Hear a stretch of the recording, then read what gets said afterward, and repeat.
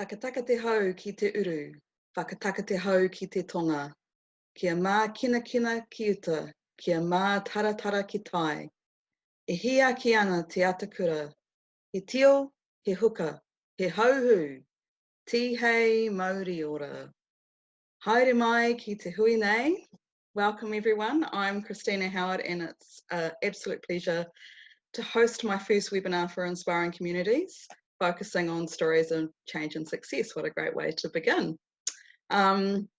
So this webinar is talking about, as a public servant, how you can connect with and engage and work with communities in a different way. And I know from my own experience that engaging with iwi and communities in meaningful ways can require real creativity and a fair bit of courage to do things differently from how they've always been done.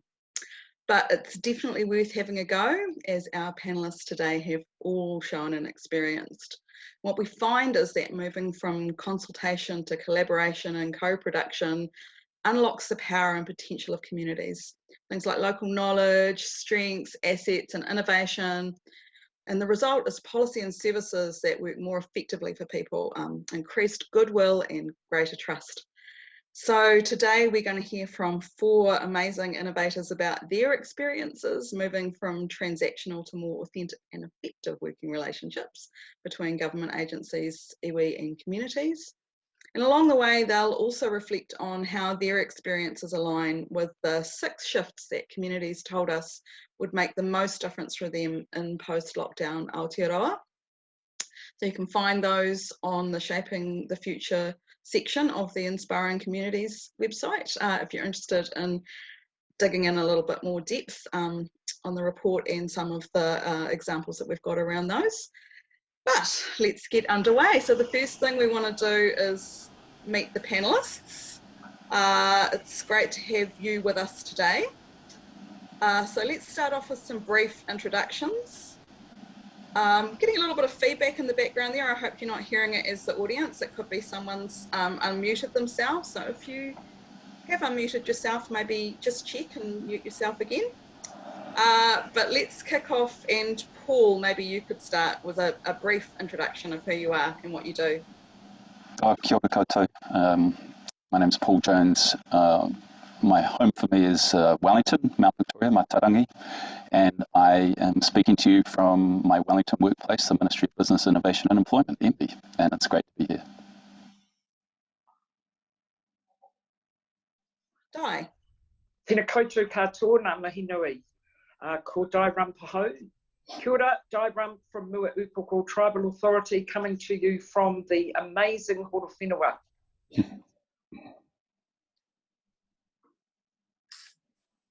Kia ora koutou katoa. My name is Daniel Neely. I'm part of the team here at Remo, the Wellington Regional Emergency Management Office, and the Manager of Community Resilience here. Morena. Kia ora, I'm Nikki Ludine. I'm an emergency management advisor within Dan's team, the Community Resilience team, and I work in Wellington CBD and also Lower Hutt. Awesome, thanks. It's great to meet you all virtually. So let's get started. And just a reminder for our audience listening in, as our speakers are talking, don't forget to post your questions in the Q&A. We'll get to them at the end of the presentations. So, Paul, after a lifetime of living and working in Wellington, tell us about how you ended up in Tūpere country.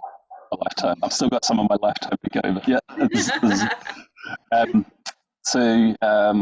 I have been working in government for a few decades. Been working at MB, which is a central government agency, for 8 or 9 years. And when I started there, I was working in the housing policy team.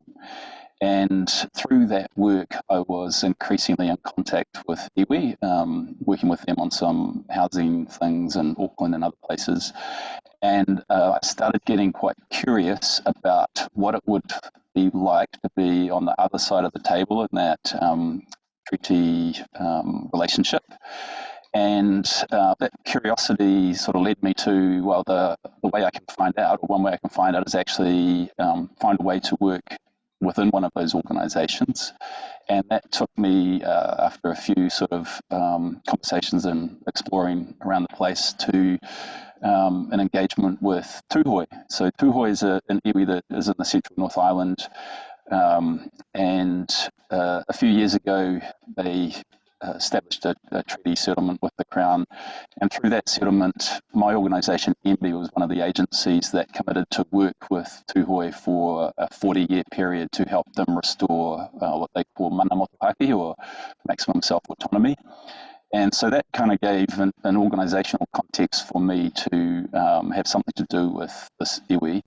And because I was working in the housing space and Tūhoe was interested in making progress on housing issues, they thought, yeah, give this guy a go. So started with a 3-month secondment, which was pretty full on, 4 days a week, working in Taneatua, commuting from Wellington once a week. And since then it's continued for the last 4 years with a part-time secondment. So what I was doing was helping the iwi develop a long-term housing strategy. Really exciting for me to be involved in a long-term strategy. They were thinking about 2 generations or 40 years when it came to housing, and that's a lot more than I'd ever been thinking about before.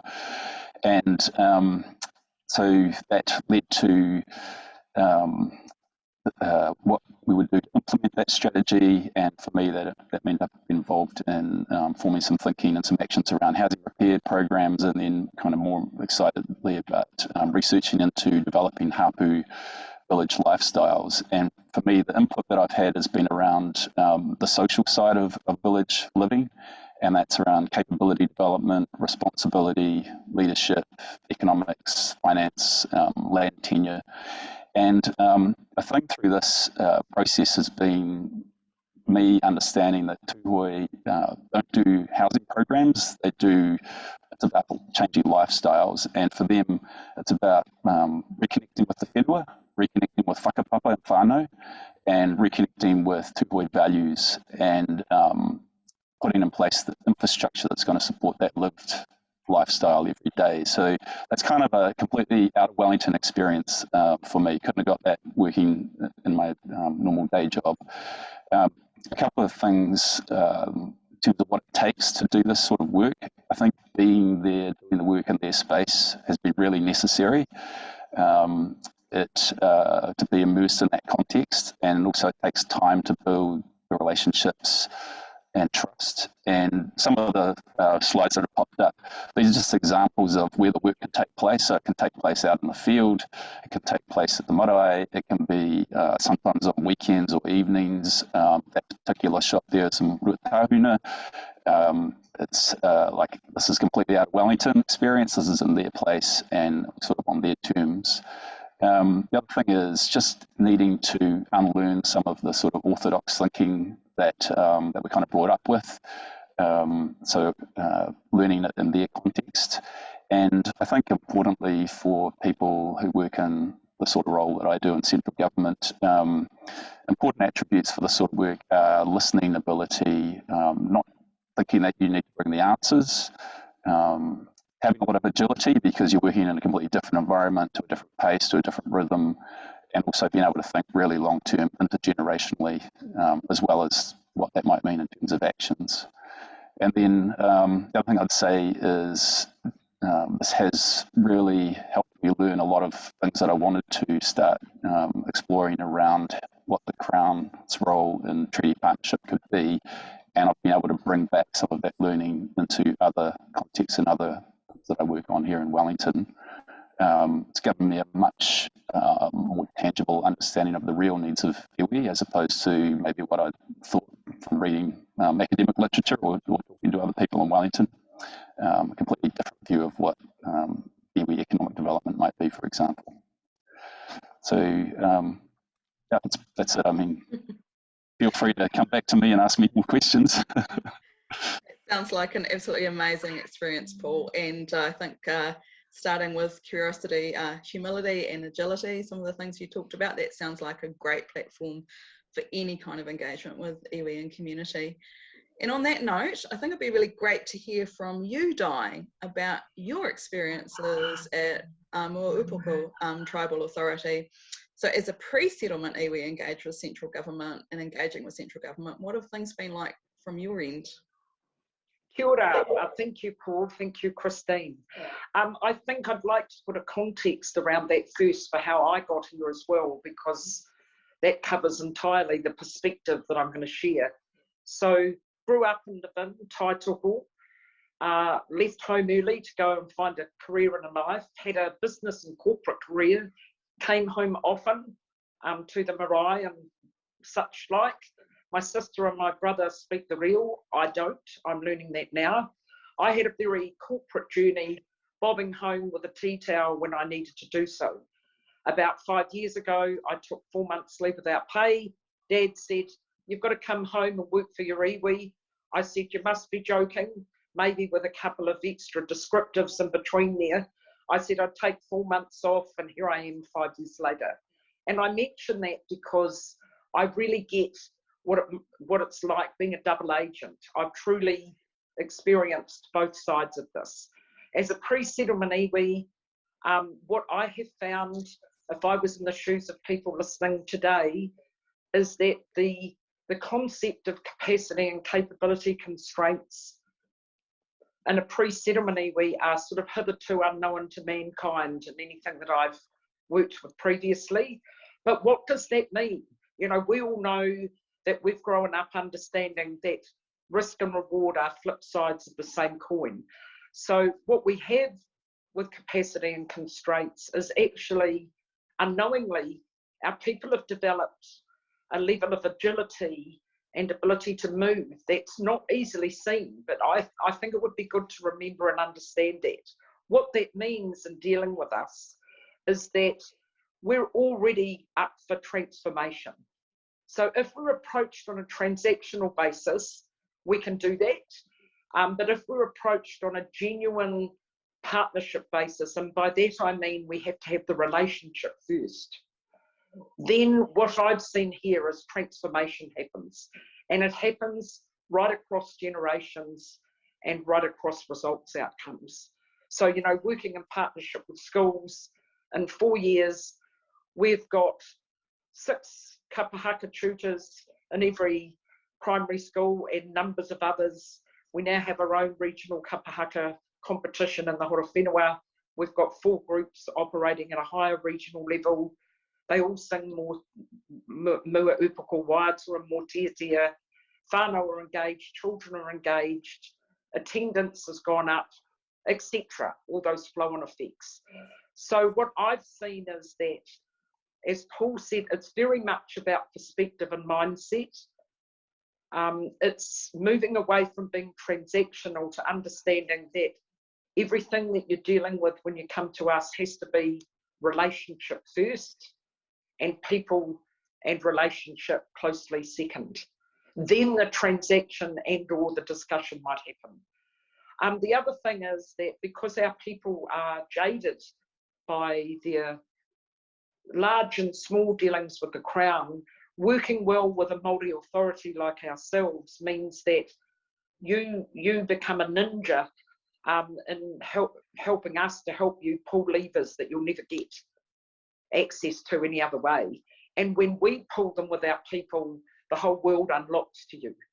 So I think there's if I were ever not here and on the other side, I think there's developing a level of trust through having good quality relationships so that when you need traction, it can all happen really quickly is important. Those are key elements.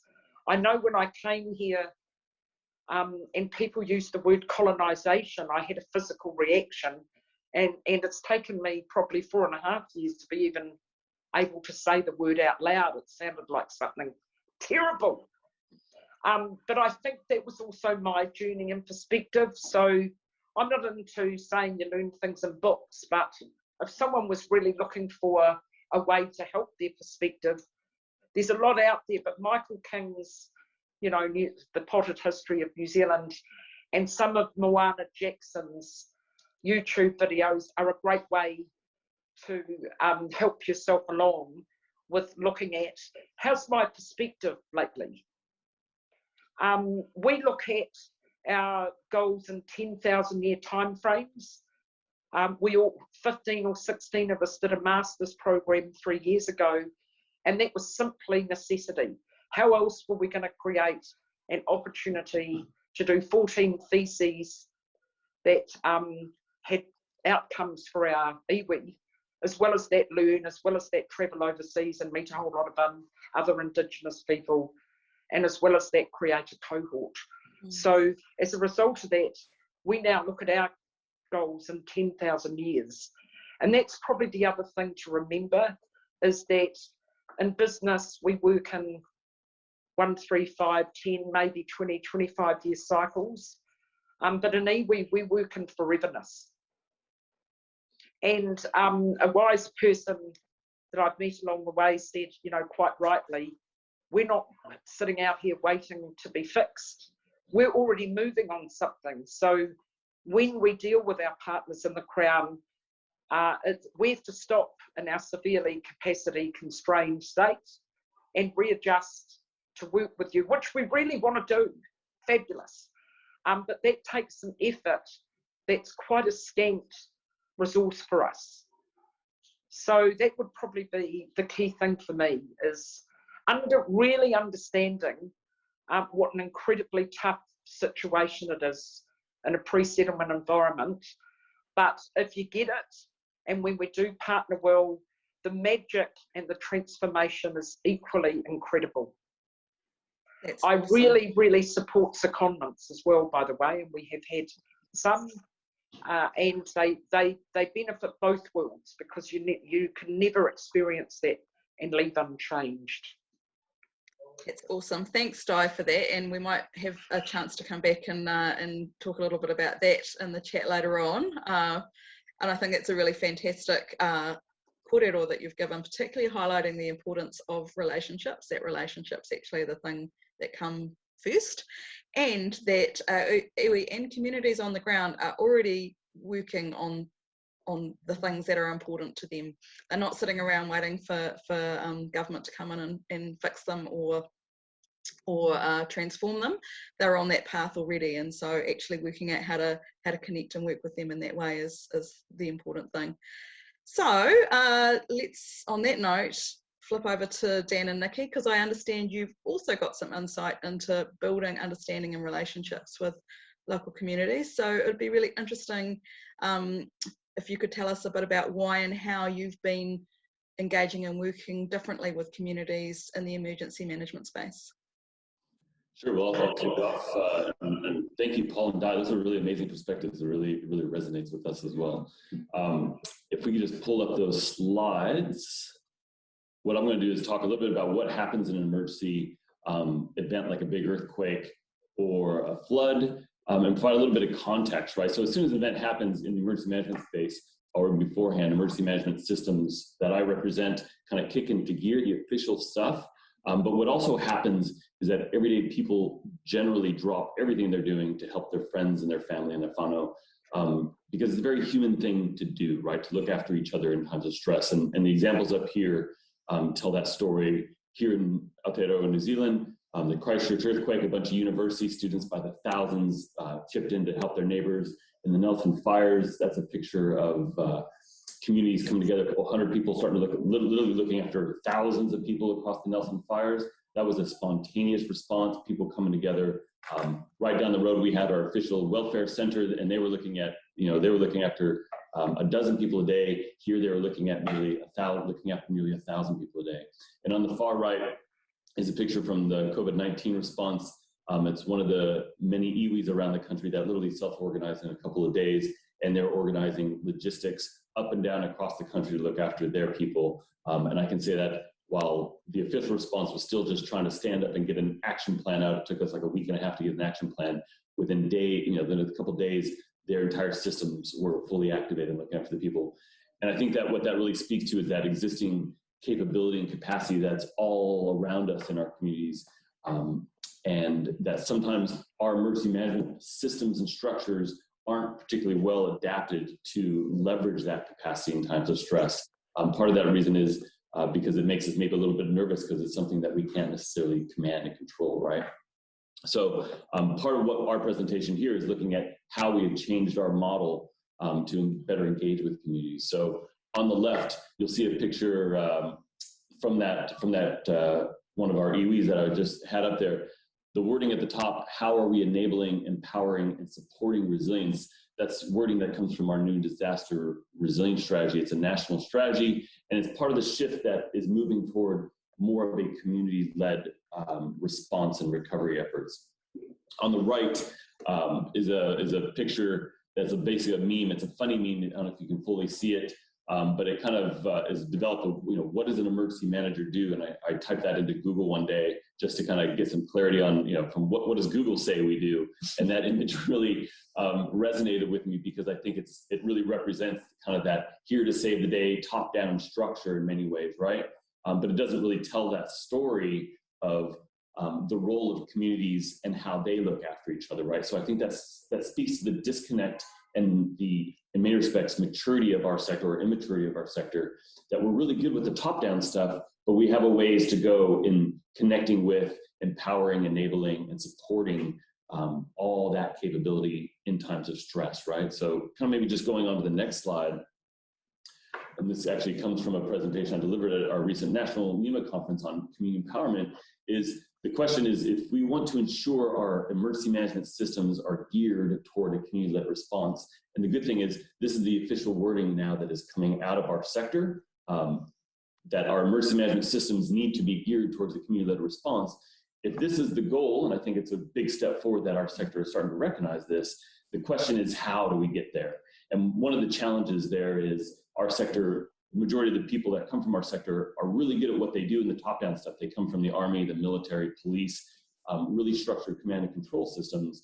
But that skill set doesn't translate well in working with communities when it's more, an ambiguous environment and things aren't a command and control, right? And so the guidance that I've been really nudging our sector toward and within our team over the last 10 years is that we need to become basically better community practitioners. And so our team here at Remo is a community resilience team. And the way we view ourselves, our whole ethos, is we are a community development team in the emergency management box. And so by that, we apply community development theory, methodologies, practices into our work. And we're drawing on a lot of the good skills that already exist in the community development space. It's nothing new for community development people, but it really is kind of a culture change for us.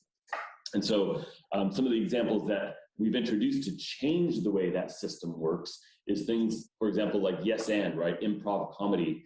We brought in some improv comedians last year, or a year and a half ago now probably, to help us think a little bit differently, which is improvisational, right? It's without the structures, how do we think in a more improvisational way? Yes and is the foundation of improv comedy, for example, right? The second you say no to something, you stop the conversation moving forward. Yes and allows the conversation to evolve. So while that is one of the many things out there that allows us to think a little bit differently, it's good for us in our community resilience space, but it's actually good for us as an organization. A range of other things like listening techniques, learning. We're certainly on our journey around incorporating and integrating Tikong and Titiriti into our work. Methodologies like design thinking really puts an emphasis on the end user as opposed to thinking from a government-centric approach. How do we build our products and services to meet the needs of our communities? Things like appreciative inquiry, which is asset-based community development, storytelling. Data doesn't move people. Stories move people. The data should support the stories. And I often see in government we're not particularly great storytellers. We really focus on the data, and that doesn't move the needle as much as the human element does.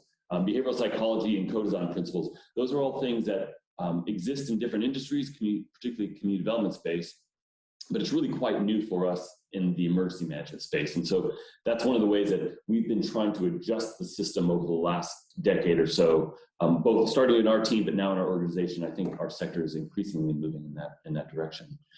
Last slide, I think, really speaks to how these skills have generated the what. So if you just click one more, one of the really, I think, many cool things that our team has done over the last few years is change the way we operate. One of the examples of that is through our Community Emergency Hub program. And Nikki's going to speak a little bit more to that, but it's through those methodologies that I had in the earlier slide that let us get to be able to generate products and services like our hub program. And basically a hub is located in every suburb across the region. We have 128 of them, and it is a place for communities to gather, come to support each other if they need assistance or can offer assistance without any sort of government support, right? Because we recognize there's actually a lot more capability and capacity in the unofficial community response than there is in the official one. And our goal is to really change the way we work so we can better support our communities to have that sense of safety during response and recovery. So I'll turn it over to Nikki to talk a little bit more what it's like on the ground and how you're working in that space. Cool, thanks Dan. So I guess to give some context to why I love working here at Remo is I actually grew up in a rural area in the Waikato, in a farming community, and every time something would happen like a flood or a drought, I would see my dad and my uncles and my mum and my aunties just get together. They got their shovels out, their tractors, mum's cooking a billion bacon and egg pies and setting up beds everywhere. So this whole concept of the community emergency hub, it resonates with me because it's that rural mindset being implemented into an urban setting.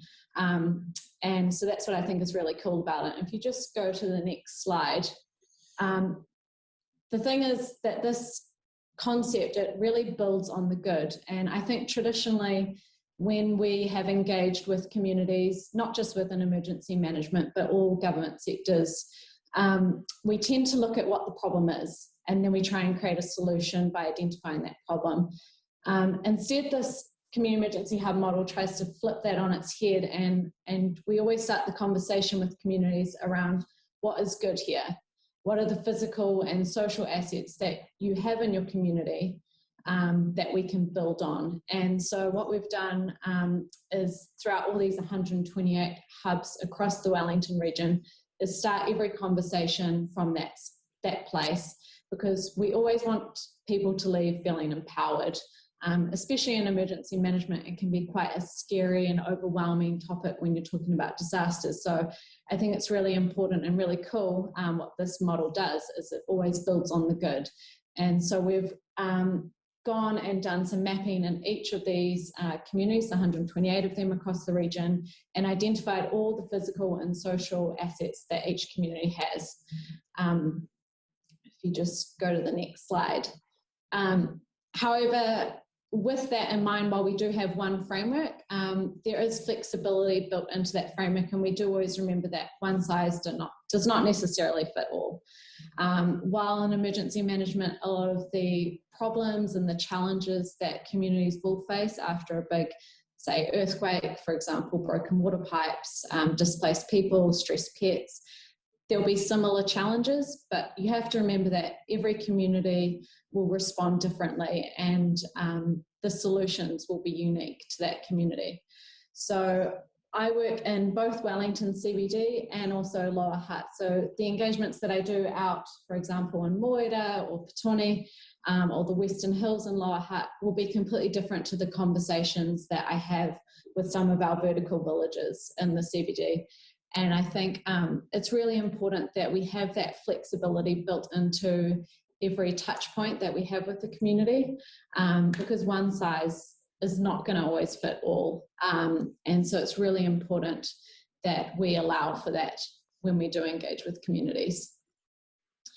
And then this really is something that everyone's brought up throughout all their conversations, Paul and Di, is at the heart of everything, connection ties it all together. And if you actually want something that's sustainable, you can't create that without a relationship. And this is something for my own personal self-reflection, being a Scandinavian type A personality, I'm always moving with kind of a sense of urgency to get things done. But actually, sometimes you need to slow down in order to speed up. And sometimes drinking 3,000 cups of tea and coffee with people really helps to build that connection. Because if we really want communities to trust us, then we have to lean into that and embed ourselves in those communities and also trust them. So tea and coffee is my words of wisdom. Drink a lot of it, spend a lot of time out in the communities and just getting to know them to foster that genuine connection, because nothing's going to happen if you don't have that trust. And I guess something that our team really tries to do is make sure that you have fun and be a human every time you engage with communities. I think sometimes it's really easy to put up your screen and just focus on KPIs and projects and what you want to do. But you actually have to have fun and be a human when you engage with communities, especially in emergency management, because it can be really overwhelming and scary, some of the topics that we talk about, and it can really put people in a vulnerable space. So if you put fun at the beginning of everything, that really helps, and it'll actually build something that's really quite great, because someone would rather turn up to a party than to a talk on earthquakes. So that's my final piece of advice. When you're engaging with communities, make sure that you just be a person and try and have fun while you do it. Awesome. Thanks so much, Dan and Nikki. That's super interesting. I love that you noted the importance of putting the fun first. Nikki, it's probably something we haven't traditionally valued enough in our professional toolboxes, but I'm thinking that working in an organisation that brings in improv comedians, that's definitely creating a bit of professional development in that space. And also just what you point out, that actually fun is what draws people into relationships, and authentic relationships are the springboard for effective service responses. So personally, I'm up for any kind of approach that involves fun, so I'm sure others are too. And there's some really rich learning in all of those stories that have been shared with us so far, and some things that our audience out there are going to want to dig in to deeper. So please keep dropping your questions into the Q&A. We're going to get to them very shortly. But in the meantime, I just want to dig in a little bit and have some deeper reflection and conversation about those 6 shifts that we touched on at the very beginning of the webinar. So you might want to bring them up again for us. Thanks. And I could really hear them showing up in your approach to your mahi as I listened to you all speaking. Paul, I just thought I'd ask, is there any one of those that particularly resonated with you? I quite like them all, but embedding collaboration is pretty important about what I've been trying to do, and taking a sort of a long-term approach and being prepared to try to work out how we in central government can fit in the most useful way as collaborators, in the most positive sense. And embedding that involves really putting solid relationships in place so that it's going to outlive my ability to be personally involved, that sort of thing. Absolutely. I also picked up, Dan, you talking about the fact that we're not very good at taking risks in government. Often it can be quite a challenge in a public sector environment. Do you have any good tips on how to handle that? Yeah, and that's certainly part of it, especially in our early years when we were trying to establish this change. One of the things that I've found successfully in our organization is treating everything a little bit as a pilot project. That's less intimidating for the superiors when they know that one of the themes I think in government is like, don't get us on the front page of the Dom Post, right? So if you're treating things as a pilot and creating that expectation both with the community and with people higher up, that allows a little bit more risk taking, demonstrating that you're listening and adjusting along the way and experimenting in small iterative steps. It's the right thing to do, full stop, but it also makes it a little less threatening. Absolutely. Any reflections from any of the other panelists on that?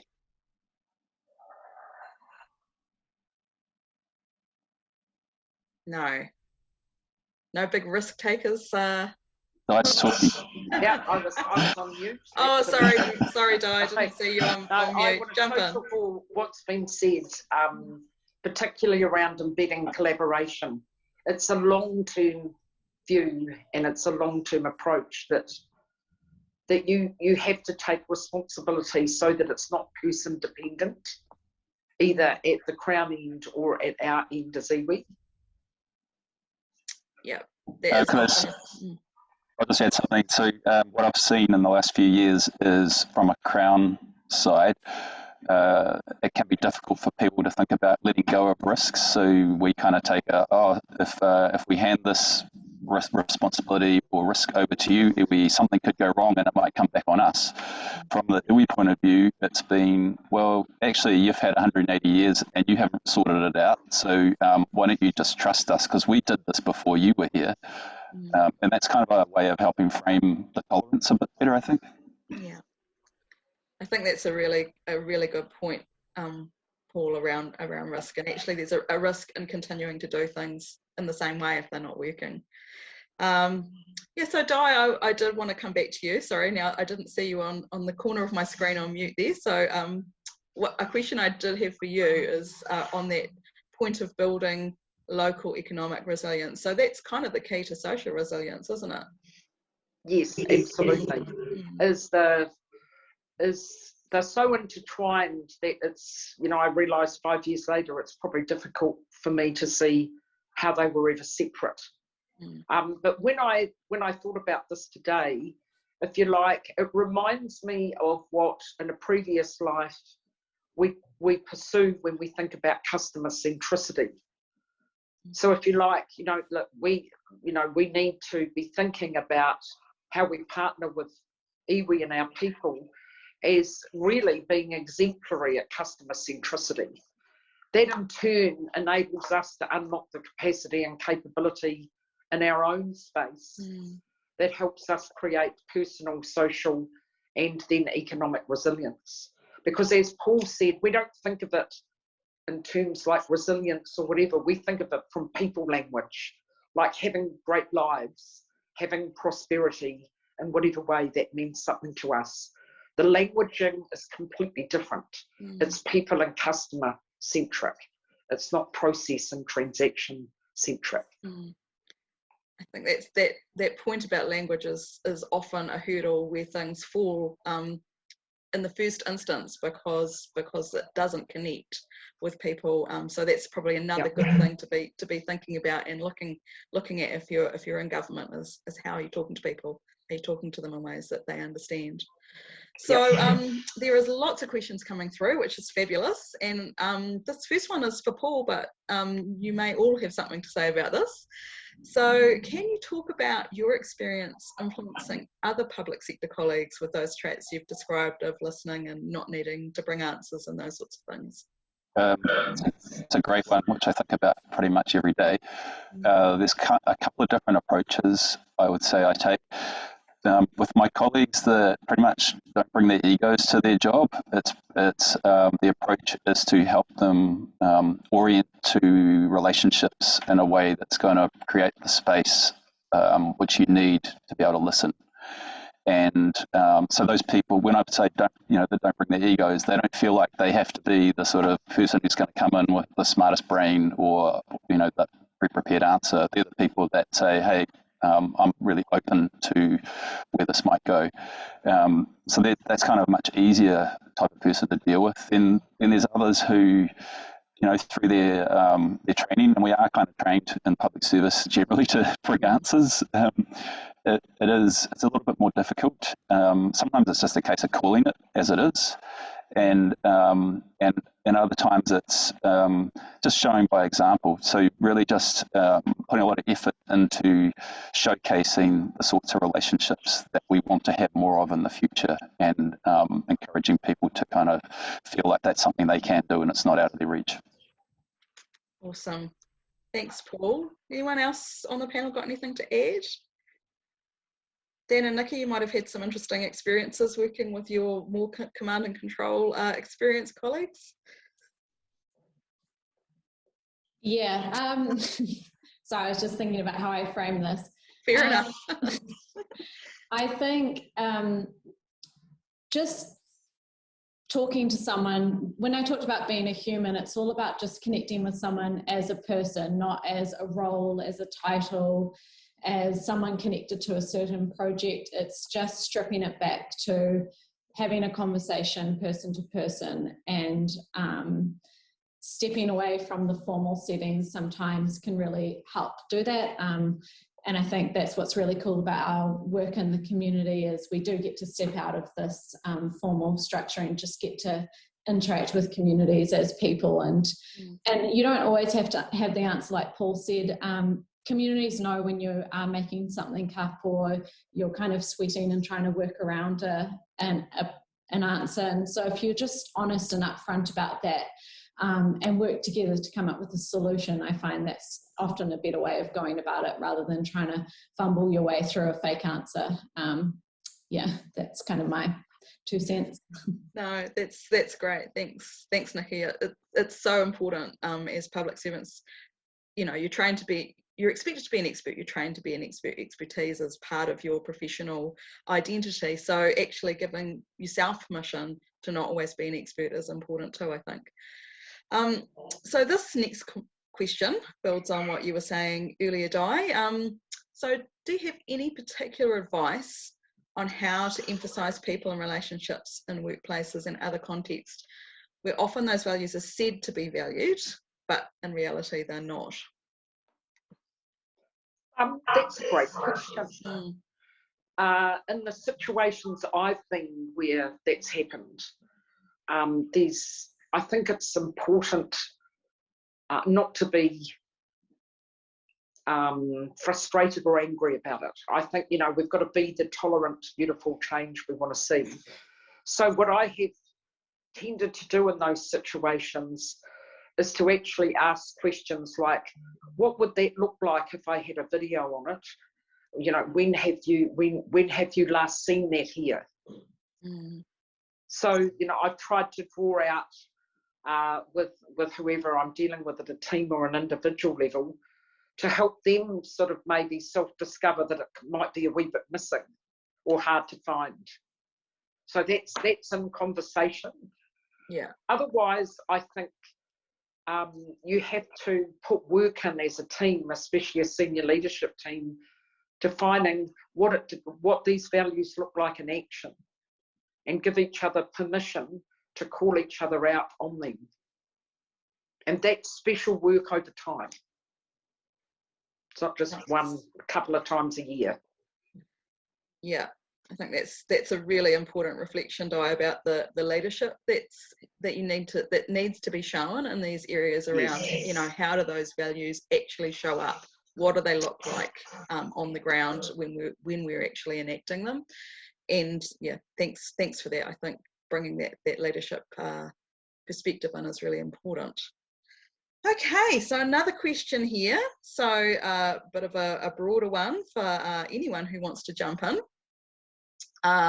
So can you share with us any examples of when you've been comfortable with taking risks, where you've been daring to try something new or different, or pushed boundaries of existing attitudes or common practice, and accepted that some of your own ideas won't work?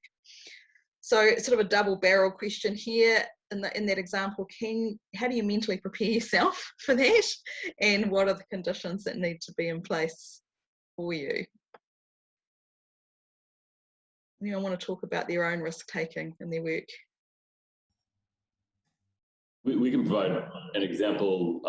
If some of you might be familiar with, in Wellington, we have a tsunami risk, and about 10 years ago, we rolled out these things called tsunami blue lines, which kind of are painted around the region. That was entirely a community idea. It wasn't an idea that we came up with, and I think that really speaks to the brilliant ideas that are out there. We were approached by the community around some tsunami maps that had been developed with GNS Science. They asked us what we were going to do, and we said, you know, we can't do much to stop a tsunami, but what we can do is work with you to raise awareness of where those risks are and what to do in case there is a large earthquake. And through a bunch of facilitation that we did, it was actually the community that came up with the idea around, you know, wouldn't it be great if we could just paint a line around the suburb that shows where the safe place is to go, right? And so because I was working for council, I was like, yeah, we paint lines on the roads all the time. That is something that we can do. And so it comes back to that idea of a pilot. We did it in one suburb. We tested it, put some really tight constraints around it, but really worked with the community to get their, you know, to really elevate, I guess, their mana in that sense around, this is their idea and it's a good idea. Science says that's a good idea. Let's try it. and it turned out to be quite a successful initiative that now is rolled out in different parts across the region and New Zealand and even internationally. But I think the benefit of that example is we didn't go in with the solution. We went in with the question, how might we do this together? And we facilitated that. We acted as facilitators. And the reality is, in that process, the community came up with a bunch of ideas. Some of them were not very good at all. Some of them were so-so, and then there were some brilliant ones, right? And it's our job to work with them to say, yeah, that's that actually can really make a difference. That's a brilliant. How can we help put that into action, right? And so it comes back to that. Our role was the facilitator and supporter of those ideas, and that's gone on to be a really successful initiative. That's really great, Dan. Thanks. And I guess in a way, what you're doing in a small sense is actually collaborating to share the risk. We've all come up with this idea. We're working on it together. Let's see if it flies. So I really like that example. So can I chip in with a quick one? Sure, go for it, Paul. So just at a personal level, when I initiated the work that I was doing with Tūhoi, it was kind of thinking, oh, that's a pretty crazy thing to do. That sounds pretty cool. And then about a week before I started up there, I just had a complete panic attack because I was thinking, what was I thinking? What on earth drew me to think that I might be able to add some value in Tāne Atua for an iwi that I really know nothing about? And I was just like, no. So that is where you've just got to take the leap. And the leap I took, I turned up. They were extremely welcoming and patient. And then I quickly found that some of the things that I could do in Wellington were also quite useful in their context. And the other thing that can help with that is just, I had support back here in my workplace. I had really good senior level support for taking this kind of risk. And that's continued right through to today. Awesome. Thanks for sharing that. I'd add it's probably more an observation on what risk looks like in different worlds. So for me, coming to this role, and that's completely, I'm okay with this, is that I took a personal risk not to earn an income for 5 years. So that risk affects everything else and everyone else in my life. I know that our people, when they engage with different members of the Crown, take a risk of what they consider to be exposing themselves to an unpleasant experience. So when our people and us come to work every day, what we're risking at a personal level is way, way, way different to anything I've experienced in an employed basis in my past corporate life. And I think understanding that risk profile when you're dealing with iwi, especially pre-settlement, and what it takes to get to the table was important. Yeah, absolutely. Thanks for sharing, Paul and Di, those personal reflections as well, because I think that is actually getting to the heart of being human and understanding that there's risk for everyone in relationships. So thank you for that. Okay, next question. So I'm not sure who's going to pick this one up, but we'll see. Can you comment on how to balance the time required to listen and engage in meaningful ways to seek different and genuine connections and solutions, along with the expectation of outcome-based results and the time pressure that often exists within government? So any thoughts on how to balance those two things or ways that you've approached it in your roles? Start early. Go for it. Yeah, that's my big advice, is start early. Rather than I find people come to engage with me when they've done all their thinking and they're ready to go on their part of the process, when if they could have involved us early, and we could have done what we needed to do to be at the same space. Now, I know that's not always possible, but I think there's a lot more leeway to gain transformation in that space. Yeah, totally all that. For me, it's starting when you're trying to work out what the question is, and rather than talking to someone about what you think the answer is. And if you're going to do that, if you don't already have it, you need to establish relationships at a personal level, and then you need to be prepared to work with that uncertainty of what is the question that you're all trying to work towards. So it takes a lot of time, but it's worth it. Absolutely. Nikki, what do you think? Sorry, Mahi. I think the payback, though, to remember is that I can say in my experience here, in every case where we've done that, the execution time is much shorter. So you end up where you need to be, about when you needed to be. You just took a different pathway. That's a really good point, Di, actually. And in fact, that advice to start early is one of the little pearls that we've included in the guidelines that we're going to send out following this webinar, actually, that Inspiring Communities has pulled together for how to, if you want to start on this track of engaging in a different way, how do you actually do it? So that will be coming at you after this webinar. So Nikki, I am going to go to you, and just a question for you is, can you share any examples of when you have tried and tested something and it failed? I know that could be a bit exposing, but if you can, and what did you learn? How did you pivot, and what did you put in place as a result of the failure?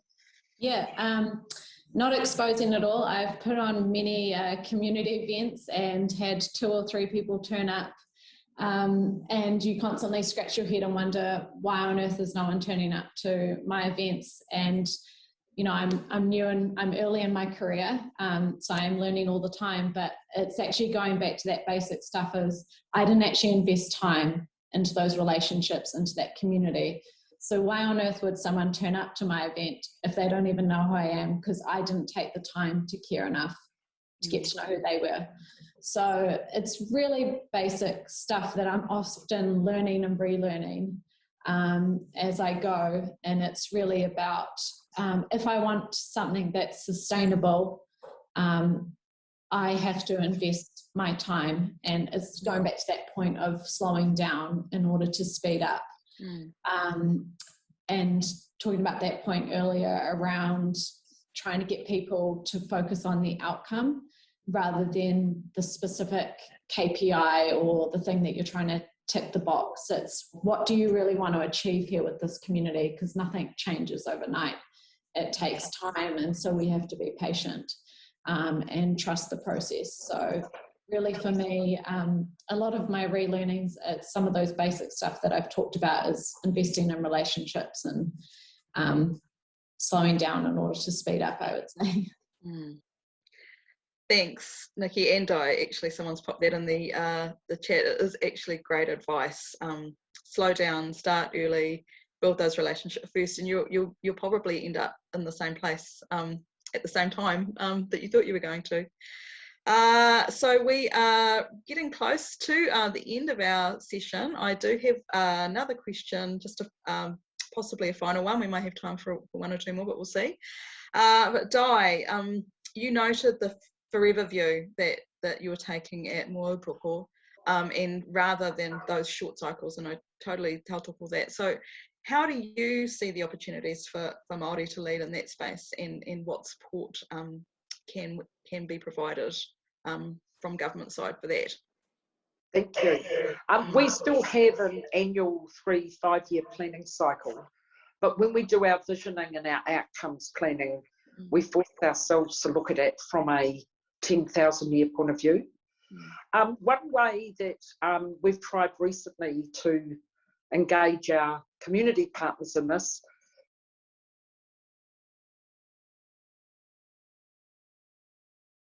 would probably be something that our Crown partners would get a lot out of, actually, listening to everyone today.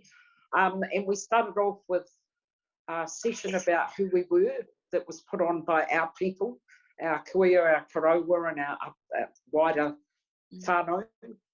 Then we went and did a bit of a pepeha bus tour, and then we sat down with 5 different items, housing, hauora, our rangatahi, etc., kaumātua, and said, okay, so in 10,000 years, what does that look like? And we did that together with our educators. So I think the ways that Crown partners can help is probably, if we don't know each other yet, is to take the time to have that conversation up front, understand where we're coming from, so that we can actually help each other reach our mutual outcomes. And maybe ask us, help us by, contributing to having some days with us in our places and spaces. That we've found that to be transformational. That is really, yeah, no, that's an excellent answer, Di. Thank you for that. So unfortunately, we are getting close to the end of time. I'm sorry we didn't get to everyone's questions. But let's wrap up with a couple of final words from each of our panelists, just the key takeaway that they want you to carry with you after the session. So maybe we'll start with you, Paul, if you've got any, because I saw you looking up for inspiration. Actually, I saw an interesting question about what other sort of different rhythms that you might be working to when you work with an iwi, and it does kind of come back to the view is much more long term. So you have to be thinking sort of intergenerationally, but also what that means in the now. And I've never kind of been in that situation before, so that's a different sort of rhythm. And then there's other things too, like sometimes you're ready with an idea, but the community hui, it's not the right timing because they've got other issues that they're dealing with, so you've just got to be patient. Awesome, thanks. Final words from you, Nikki and Dan? Yeah, I guess for me, what I've come to realise working in community, you think of community development as a really fluffy kind of industry, but it's actually really hard and it's not for the faint-hearted. So, just remember that when you are engaging with communities, they are people, they're your mums, your dads, your sisters, your brothers, your neighbours.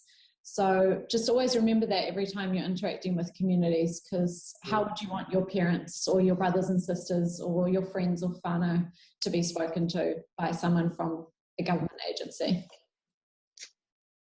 Great advice. Dan? I'd augment that good advice with, I think our role in government is to constantly be pushing upwards to emphasize the point that we can trust the people in the community more, right?